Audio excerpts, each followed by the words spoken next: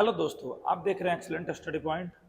और आज हम लोग पढ़ेंगे क्लास 12 के लिए एक टॉपिक आवेश तथा आवेश के गुण और आवेश से संबंधित कुछ सिद्धांत भी पढ़ेंगे।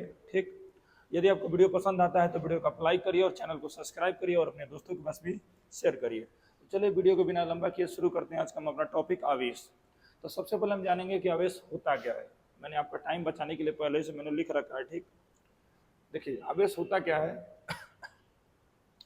किसी भी पदार्थ का वह गुण जो विद्युत क्षेत्र तथा चुंबकीय क्षेत्र को उत्पन्न करता है आवेश कहलाता है। ठीक, आवेश का काम क्या होता है। आवेश किसी पदार्थ का वह गुण होता है जो विद्युतीय क्षेत्र और चुंबकीय क्षेत्र को क्या करता है, उत्पन्न करता है। विद्युतीय क्षेत्र और चुंबकीय क्षेत्र इसी चैप्टर में आगे हमको पढ़ना है कि विद्युतीय क्षेत्र होता क्या है और चुंबकीय क्षेत्र क्या होता है।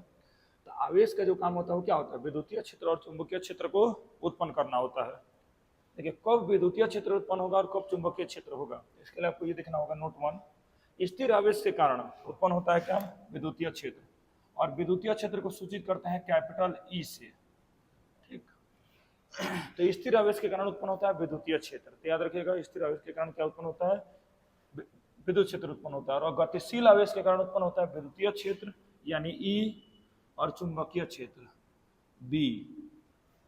चुंबकीय क्षेत्र को बी से सूचित किया जाता है। तो स्थिर आवेश के कारण केवल उत्पन्न होता है विद्युतीय क्षेत्र, जबकि गतिशील आवेश के कारण उत्पन्न होता है विद्युतीय क्षेत्र तथा चुंबकीय क्षेत्र दोनों उत्पन्न होता है। देखिए आवेश की उत्पत्ति का कारण क्या क्या होता है। तो आवेश उत्पन्न होने का फर्स्ट कारण है घर्षण। घर्षण के कारण आवेश की उत्पत्ति की जा सकती है। चालन के द्वारा किया जा सकता है और प्रेरण के द्वारा किया जा सकता है। घर्षण को 3 प्रकार से उत्पन्न किया जा सकता है, घर्षण के कारण, चालन के द्वारा और प्रेरण के द्वारा। ठीक, आवेश कितने प्रकार का हो सकता है। तो आवेश 2 प्रकार का हो सकता है, धन आवेश और ऋण आवेश। धन आवेश किसे कहा जाएगा, देखिए जिसमें इलेक्ट्रॉन की संख्या निकले जिस पदार्थ से इलेक्ट्रॉनों की संख्या क्या हो, निष्कासित हो। तो अगर इसका डिफिनेशन लिखना चाहें तो लिख सकते हैं, वह पदार्थ जो इलेक्ट्रॉन, ई माने इलेक्ट्रॉन, शॉर्टकट में इलेक्ट्रॉन को ई लिखा जाता है, वह पदार्थ जो इलेक्ट्रॉन को त्यागते हैं,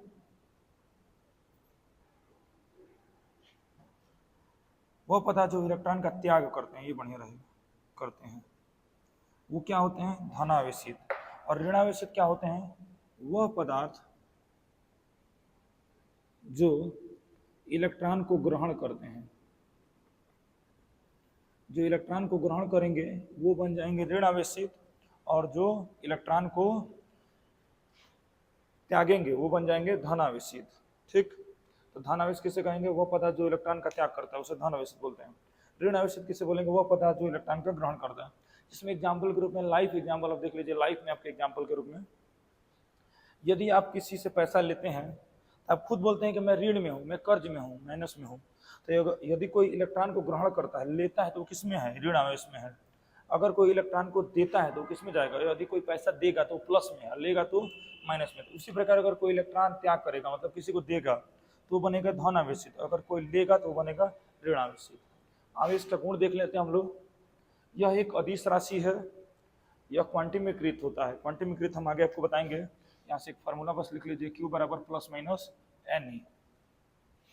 यह संरक्षित होता है और यह योगात्मक होता है। ठीक, इसका गुण हो गया आवेश संरक्षण सिद्धांत, जिसे दिया था बेंजामिन फ्रैंकलिन ने। ठीक, क्या दिया था कि आवेश को ना ही उत्पन्न कर सकते हैं ना ही नष्ट किया जा सकता है। आवेश को ना ही उत्पन्न किया जा सकता है ना ही नष्ट किया जा सकता है। इसे एक रूप से दूसरे रूप में परिवर्तित किया जा सकता है। इसका मतलब यह हो कि आवेश को ना ही आप उत्पन्न कर सकते हैं ना ही नष्ट कर सकते हैं, बस इसे एक रूप से दूसरे रूप में परिवर्तित कर सकते हैं। ठीक, देखिए एक और चीज हम आपको बता दें, आवेश को सूचित किससे करते हैं। देखिए हमने क्यों लिखा है ना, आवेश को हमेशा सूचित किया जाता है क्यू से।